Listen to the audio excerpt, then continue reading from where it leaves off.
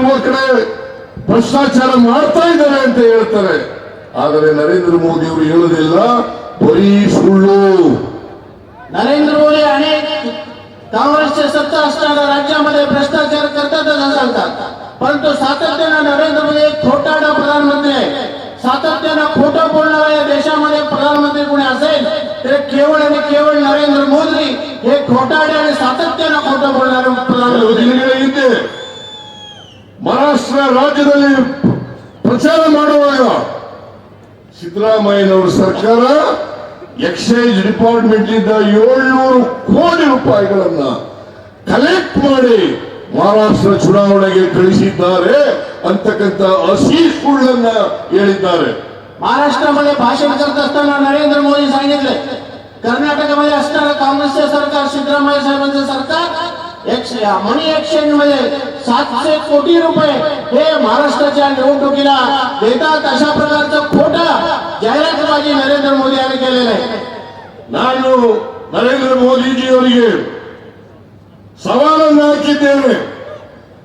ನಾನು ಒಂದೇ ₹1 exercise department ನಲ್ಲಿ ಕಲೆಕ್ಟ್ ಮಾಡಿದ್ರೆ ನಾನು ರಾಜಕೀಯದಿಂದ ನಿವೃತ್ತಿ ಆಗ್ತೇನೆ, ಇಲ್ಲದೆ ಹೋದರೆ ನೀವು ರಾಜೀನಾಮೆಯಿಂದ ಪ್ರಧಾನಮಂತ್ರಿ ಸ್ಥಾನದಿಂದ ನಿವೃತ್ತಿ ಆಗಬೇಕು ಅಂತೇಳಿ ಸವಾಲನ್ನು ಹಾಕಿದ್ದೇನೆ. नरेंद्र मोदींना सवाल घातलेले सिद्धरामय्या साहेबांनी, मी केवळ एक पैसा एक्साइज डिपार्टमेंट मधून घेऊन मी जर हस्तांतर केलेले निवडणुकीला दिलेला प्रूव्ह केला तर मी राजीनामा तात्काळ देईन. तुम्ही सुद्धा राजीनामा प्रूव्ह करून द्यायला पाहिजे. खोटा आश्वासन देता का म्हणजे ಈ ಸವಾಲಿಗೆ ಇವತ್ತವರೆಗೆ ಉತ್ತರ ಇಲ್ಲ. या प्रश्नाचं उत्तर आज तागायत नरेंद्र मोदी देऊ शकले नाही. ನರೇಂದ್ರ ಮೋದಿಯವರು ಸುಳ್ಳಿನ ಸರದಾರರು. ಬಹುಶಃ ಸ್ವತಂತ್ರ ಭಾರತದ ಇತಿಹಾಸದಲ್ಲಿ ಇಷ್ಟೊಂದು ಸುಳ್ಳು ಹೇಳ್ತಕ್ಕಂಥ ಪ್ರಧಾನಮಂತ್ರಿ ಯಾವತ್ತೂ ಕೂಡ ಬಂದಿರಲಿಲ್ಲ, ಮುಂದೆನೂ ಕೂಡ ಬರ್ತಾರೋ ಇಲ್ಲೋ ಗೊತ್ತಿಲ್ಲ. संपूर्ण भारतामध्ये अत्यंत सातत्यानं खोटं बोलणारे, बोलणं हेच आपला आराध्य दैवत समजणारा देशाचे प्रधानमंत्री भारतात एकमेव प्रधानमंत्री आजपर्यंत खोटं बोलणारा झालेला आहे. यापूर्वी कधी झालेलं नाही आणि यापुढे कधी होणार नाही. एकमेव खोटारडा प्रधानमंत्री असेल तर ते नरेंद्र मोदी असं म्हणावं लागेल. ನಾನು ನರೇಂದ್ರ ಮೋದಿ ಅವರಿಗೆ ಕೇಳ್ತಾ ಇದ್ದೇನೆ, ಅನೇಕ ರಾಜ್ಯಗಳಲ್ಲಿ ಚುನಾಯಿತ ಸರ್ಕಾರವನ್ನು ಕಿತ್ತಾಕಿ ಆಪರೇಷನ್ ಕಮಲದ ಮೂಲಕ ನೀವು ಅಧಿಕಾರಕ್ಕೆ ಬಂದ್ರಲ್ಲ, ಅದು ಲಂಚ ಕೊಟ್ಟು MLA ಕೊಂಡ್ಕೊಂಡ್ರಲ್ಲ, ಆ ದುಡ್ಡು ಎಲ್ಲಿಂದ ಬಂತು ನಿಮಗೆ? बीजेपीला सवाल आहे.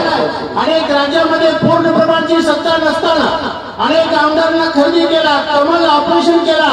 त्या आमदारांना खरेदी करत असताना अनेक पैसे दिले, अनेक पेट्या दिल्या, 50 कोटी 40 कोटी असं पैसे दिला. हे पैसे कुठे आले? हे लाच घेतला जनतेकडून आणि लाच स्वीकारून ते पैसे तुम्ही सत्ता संपादन करण्यासाठी उपयोगी आणला. ಮಹಾರಾಷ್ಟ್ರದಲ್ಲೂ ಕೂಡ ಏಕನಾಥ್ ಶಿಂದೆಯವರು ಜನರ ಆಶೀರ್ವಾದವನ್ನು ಪಡೆದು ಅಧಿಕಾರಕ್ಕೆ ಬರಲಿಲ್ಲ.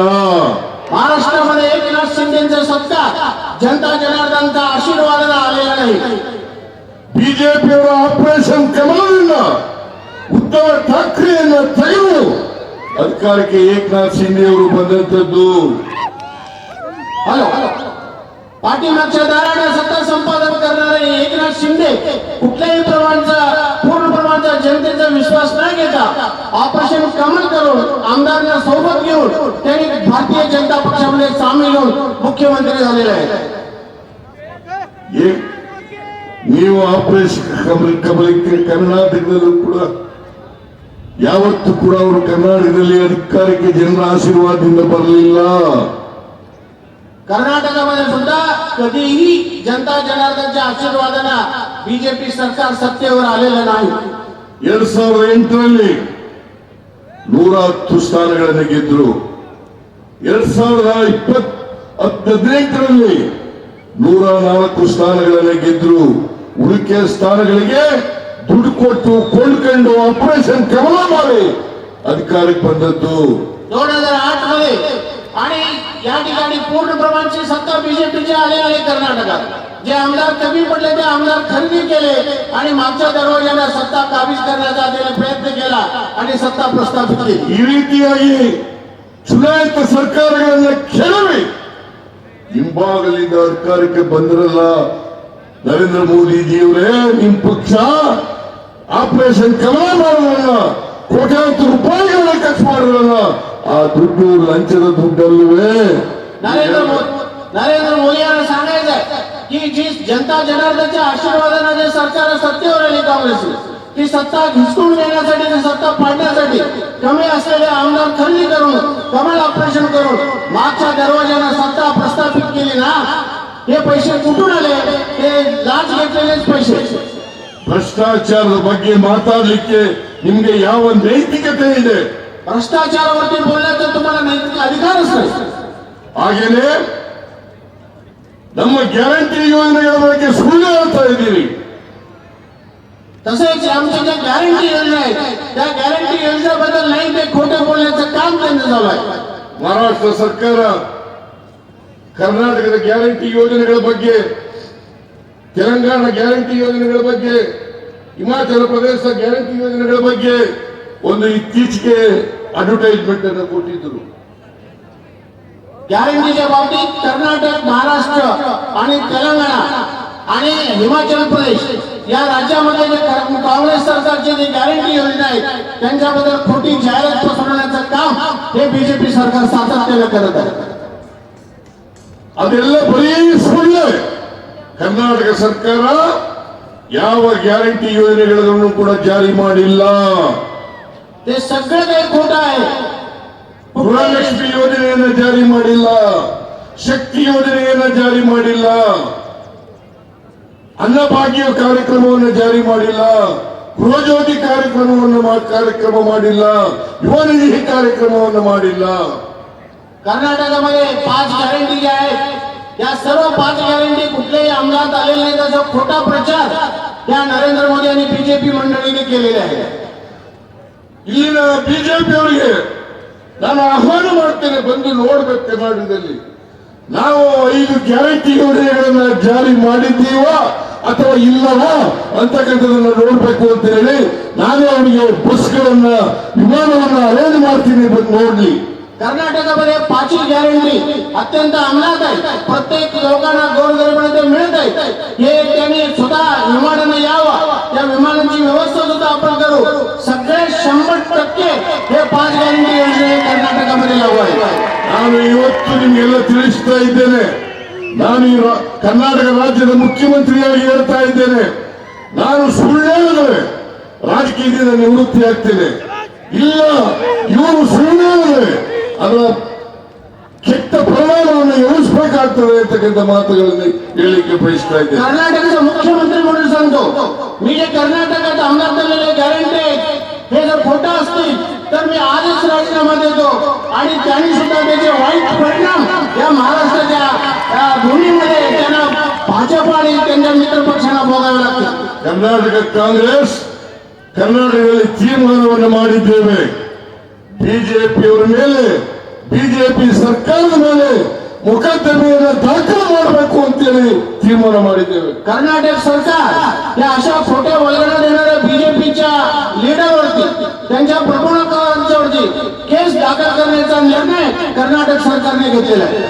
ನಾವು ಅಧಿಕಾರಕ್ಕೆ ಬಂದು ಮೇ 20ನೇ ತಾರೀಕು 2023 ಜೂನ್ 11ನೇ ತಾರೀಕಿಗೆ ಶಕ್ತಿ ಯೋಜನೆಯನ್ನು ಜಾರಿಗೆ ಕೊಟ್ಟು मे 20 तारखेला मुख्यमंत्री शपथ ग्रहण केले आणि जूनच्या 6 तारखेला या गॅरंटी पूर्ण प्रमाणात अंमलात आणले राज्यामध्ये. ಅಂದಿನಿಂದ ಇವತ್ತಿನವರೆಗೆ 325 ಕೋಟಿ ಮಹಿಳೆಯರು ಫ್ರೀಯಾಗಿ ಬಸ್ನಲ್ಲಿ ಪ್ರಯಾಣ ಮಾಡಿದ್ದಾರೆ.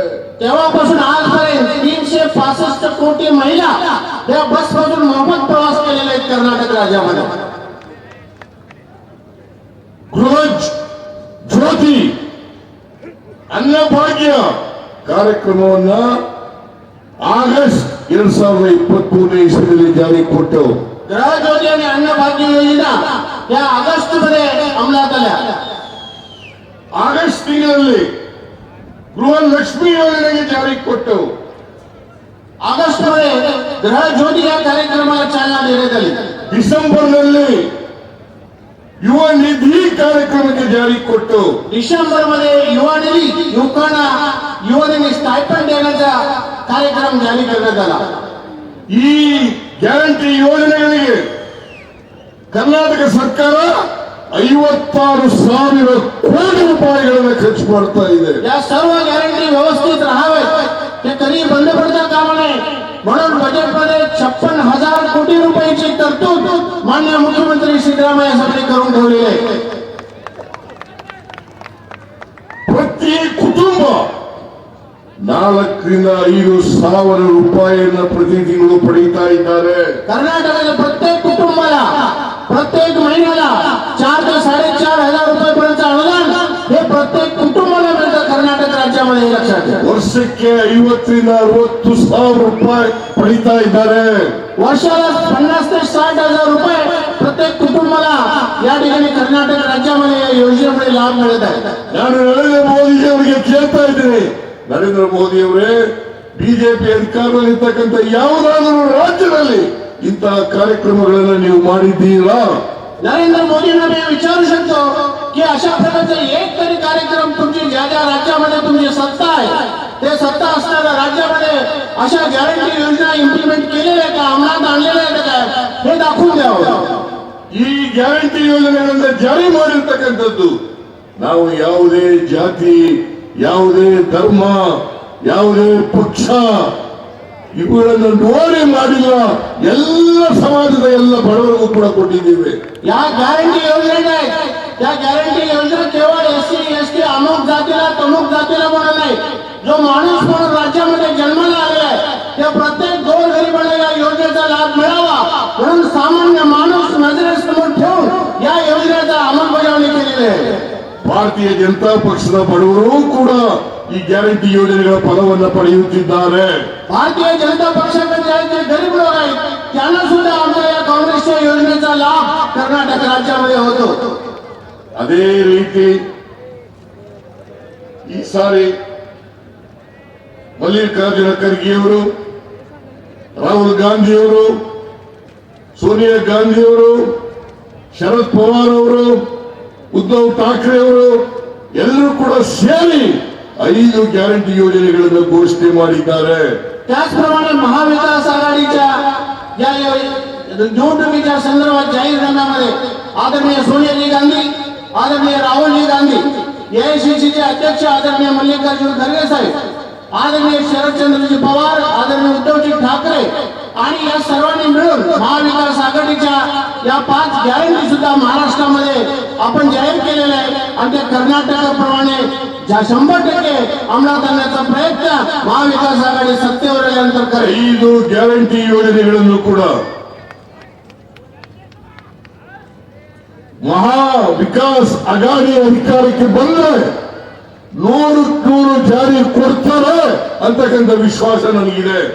महाराष्ट्रामध्ये महाविकास आघाडी सत्तेवर आल्यानंतर सत्तेवर येणाऱ्या क्षणच्या नाही, सत्तेवर आल्यानंतर हे सर्व गॅरंटी अंमलात आणण्यासाठी 100% ते प्रयत्न करतील आणि 100% अंमलात आणतील असा विश्वास मला 100% मनामध्ये माझ्या वाटतो.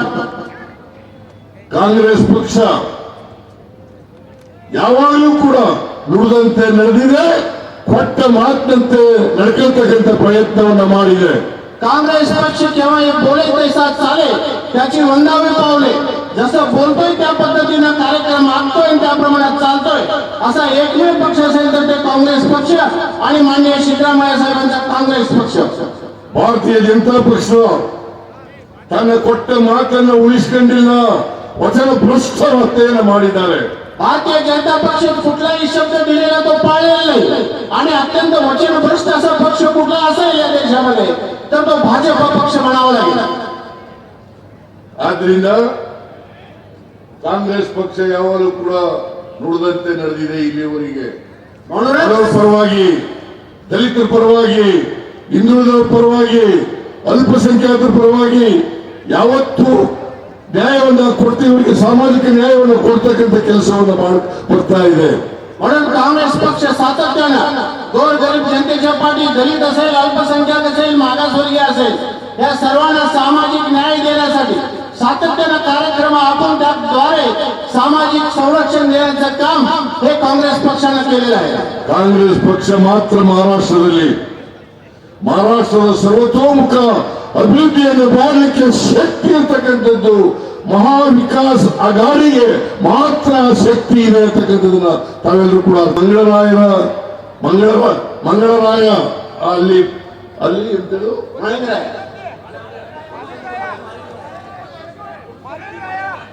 ಮಾಳಿಂಗರಾಯ್ ಅಲ್ಲಿ ಏನ್ ಮಾಡ್ಬೇಕು, ಮಂಗಳರಾಯನ ಆ ದೇವಸ್ಥಾನ ಇರ್ತಕ್ಕಂಥ ಜಾಗದಲ್ಲಿ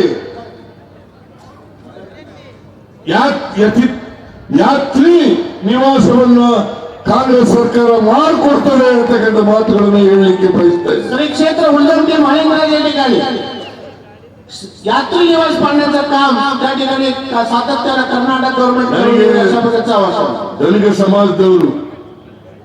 ಸಮಾಜದವರು ಕರ್ನಾಟಕದಲ್ಲಿ ಕುರುಬರು ಅಂತ ಕರಿತೀವಿ, ಇಲ್ಲಿ ಧನಿಕರು ಅಂತ ಕರೀತಾರೆ, ಧನಿಕ ಸಮಾಜ ಅಂತ ಕರೀತಾರೆ. ಅವರು ನನಗೆ ಸನ್ಮಾನ ಮಾಡಿದ್ರು, ಗೌರವಿಸಿದ್ರು. ಅವರೆಲ್ಲರಿಗೂ ಕೂಡ ನಾನು ಧನ್ಯವಾದಗಳನ್ನ ಹೇಳಲಿಕ್ಕೆ ಬಯಸ್ತಾ ಇದ್ದೇನೆ. या विभागाचे सर्व धनगर समाज बांधवांनी मला घोंगडं घालून सन्मान केला, त्या सर्वांचा मी जाहीर अभिनंदन करतो.